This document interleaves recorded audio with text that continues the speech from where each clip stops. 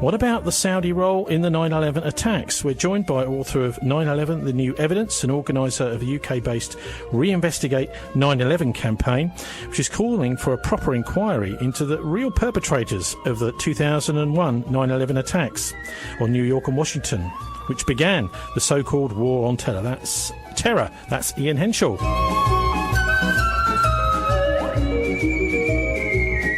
Also, Labour leader Jeremy Corbyn calls for a ban on UK arms sales, not to Saudi Arabia, but to Israel. Why has he done that? And more importantly, why hasn't it been reported anywhere in the UK press? April showers in March.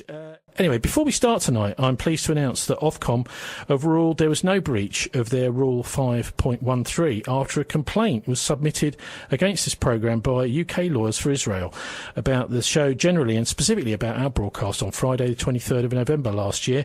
The complaint by UK LFI's Jonathan Turner could have led to this show being taken off the air permanently, to BCFM charity being fined or made bankrupt, and having our licence revoked. But it included several falsehoods, including that we had said that the Manchester Arena bombing was carried out by MI5 and the Rothschild family, and that the Illuminati are infiltrating and controlling our governments.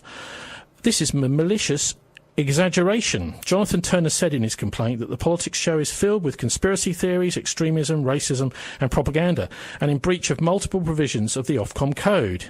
He said, "We identified and analysed 14 breaches of the Ofcom Code in a single episode of this programme that is broadcast every week. This must be a cause for alarm. Ofcom should ensure that an extremist is not permitted a platform to spread his message of conspiracy and hate." That was Jonathan Turner in his deposition. UK Lawyers for Israel tried to shut me down as running a Nazi propaganda show, effectively, an inversion of the truth, which Ofcom have now refuted. So the substance of the actual Ofcom investigation boiled down to three issues. First, the peddling of conspiracy theories, which I explained is a meaningless term used to smear investigative journalists by conflating real conspiracies with fake ones.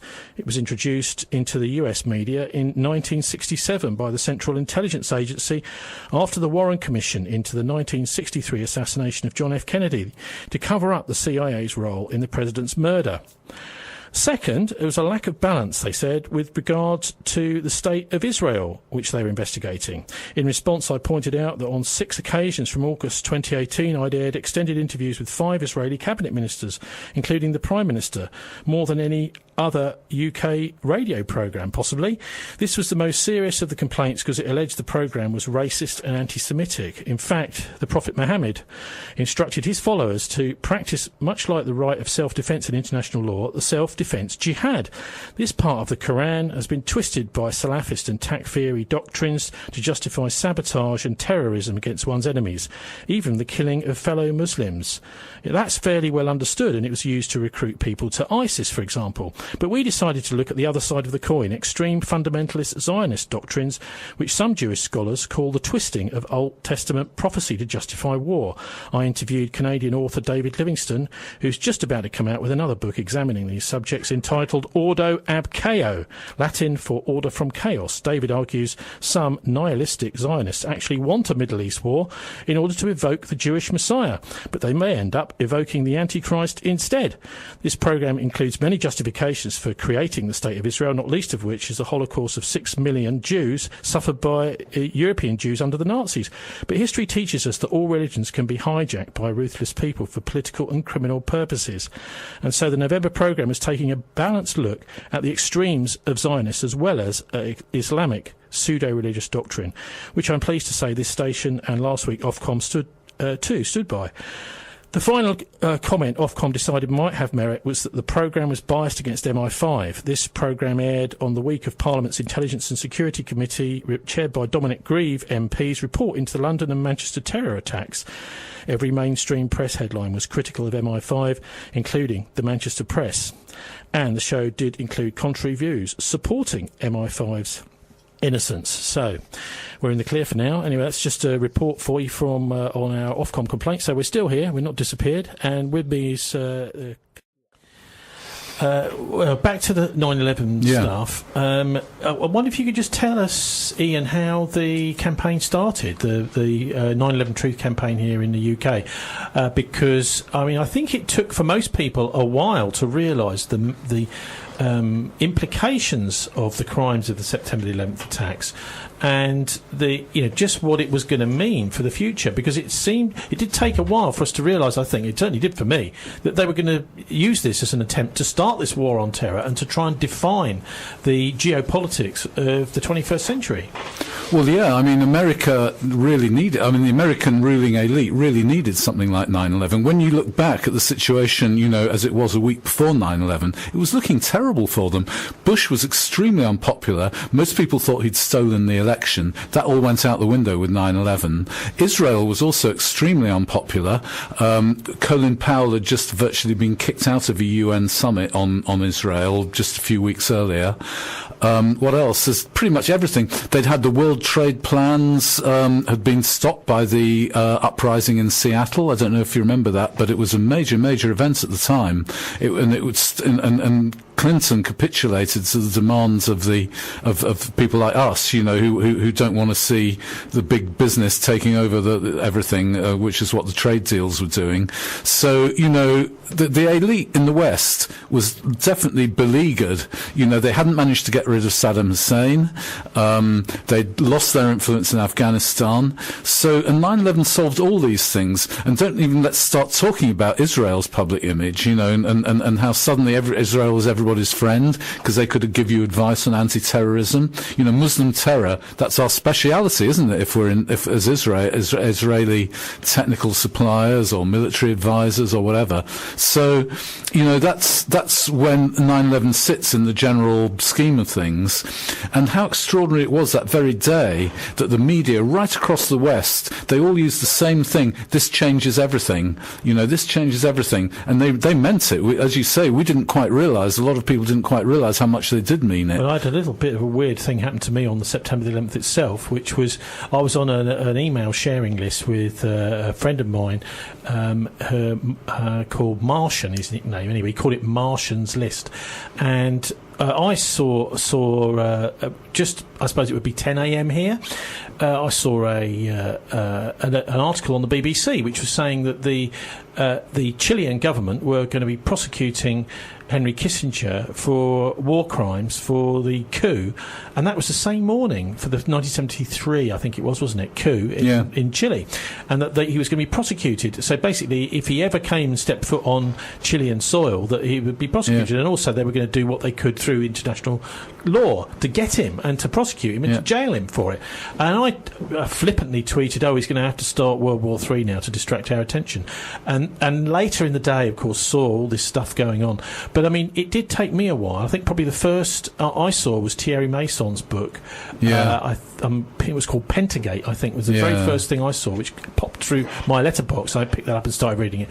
But it slowly dawned on me, I suppose, after the first 18 months or so, that something needed to be done to scotch the lies of the 9/11. And one of the main figures who was involved in actually getting the campaign together here in the UK was Ian Neil. And he sadly died recently of brain cancer at a very early age. I think it was 53, something like that. Anyway, can you just say what Ian Neil's role was? Because I know you were involved in the early days too, in sort of starting things going, to actually bring people together and saying, well, look, we're going to have to get organised here and oppose this narrative. Yeah, well, I just got an email, a stray email, saying somebody's called a meeting for 9/11 skeptics. I'm not sure if we were using that phrase at that point, but for people who were worried about this. And there was about 8 of us in a pub, and Ian Neil was one of them.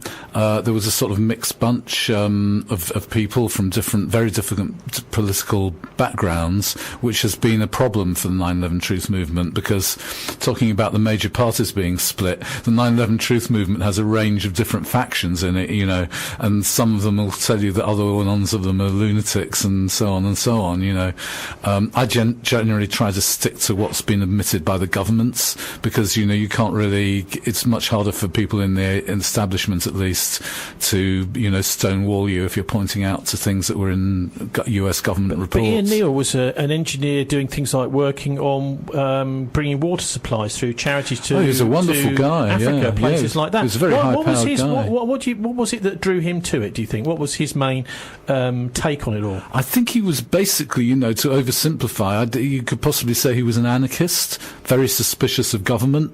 So, that's the one thing that everybody's got in common in the 9/11 truth movement, is we're suspicious of government. We don't believe official statements unless we see something more substantial to back them up. And what was his role? Well, he did a lot of organising. He did a lot of work, really, just contacting people, trying to get support, posting onto so-called alternative websites who weren't interested. It was quite frightening, the extent to which people you would expect to at least listen weren't even prepared to listen to anything about 9/11. I think in the early days it must have been quite a thankless task. Well, it has been for many years, Tony, I can tell you. It still is. But it's even more spectacular now, because you've got Newsweek, you've got parts of the American media gradually beginning to admit and fess up. But I'm, to cheer myself up, Ken Livingstone apparently told one of our supporters that, if we're right about 9/11, it'll be 150 years before they tell us the truth. And, I don't think any of us will live that long, but who knows? I think the general public's more aware than the elite. The worst people are Guardian readers, actually, because they believe everything. If the Guardian were to tell them 9/11 was an inside job, they'd all believe it straight away. But you try telling them when the Guardian's not telling them that, it's an impossible task. Well, Martin Summers, I know you were involved in the early days as well. What drew you to it? Well, on the day it happened, I pretty much immediately knew that it was wrong, and a friend of mine came into the room and said, "Look, there's been an attack on America. Isn't it great? It's about time they got their comeuppance." I said, "You've got this wrong. You got this wrong." And I realised immediately that it was wrong, and then I looked up what was going to happen. We're an old plug away and leave it to other people to decide if they think you're... If you could just pick out 3 or 4 points from the book, what was the well, I'll tell you one thing. I know what you're going to ask. You're going to say, when did I first think? Because I always get asked this on radio programmes. When did I first get suspicious? And like Martin, it was really actually on day one, when I heard that a passport had been found from one of the alleged hijackers, and I just thought, that can't be quite right, with everything going on in New York today, with paper and rubbish and dust and ashes, 6 inches deep on the pavement. They're telling us that somebody found a passport, the passport survived the air crash, fluttered down to the ground, was found by somebody, and then the police had time to look at this lost passport and identify it as one of the hijackers and put the news out on the mass media within a couple of hours. Well, Martin, what do you make of this whole hijacker conundrum? Were there hijackers that actually hijacked the aircraft or not? I think I agree with Ian that we should stick to what we can prove rather than speculate. But one of the things I first picked up on is that they admitted, and perhaps Ian can correct me if I'm wrong, that none of the alleged hijackers appeared on the passenger lists of the that were issued by the airlines. Yes, that were issued by the airlines. Yeah. But later documents purporting to be flight manifests were released, and it did appear that people of those names that they've identified. Didn't some of them survive afterwards somehow? I mean, that's another story that goes round, and it's quite likely, but actually you can't nail it down when you do the research. I understood that in the Daily Telegraph and the BBC, various people who were named as hijackers came forward. That one was in it, said, "Well, actually, we are those people, and we're still alive, and here we are." I think this must be a bit weird. If you're announced to be a hijacker or a terrorist, and you're seeing it on television and saying, "Hang on, that's me. I didn't do that. I'm not dead." The problem is that Saudis have names. It's a bit like saying, "Oh, there's this hijacker called John Smith," and then a lot of other people getting up and saying, "Well, I'm John Smith and I'm not the hijacker." The issue is, if it's the ones with the photos, it gets very murky, Tony. Okay, let's just move to look at motive, 9/11 motive. Did the Saudis have a motive for it? Well, as I mentioned, their motive would have been just to do what the CIA, ingratiated So they themselves. didn't. They were just under orders. Well, Prince Bandar, was a very old and close friend of the Bush family, and Bush badly needed something. Martin, he was in terrible is there anything trouble. you can think of as a motive? Prince Turki bin Faisal, he was the head of Saudi Mukhabarat, the intelligence service, and he eventually became ambassador to Britain.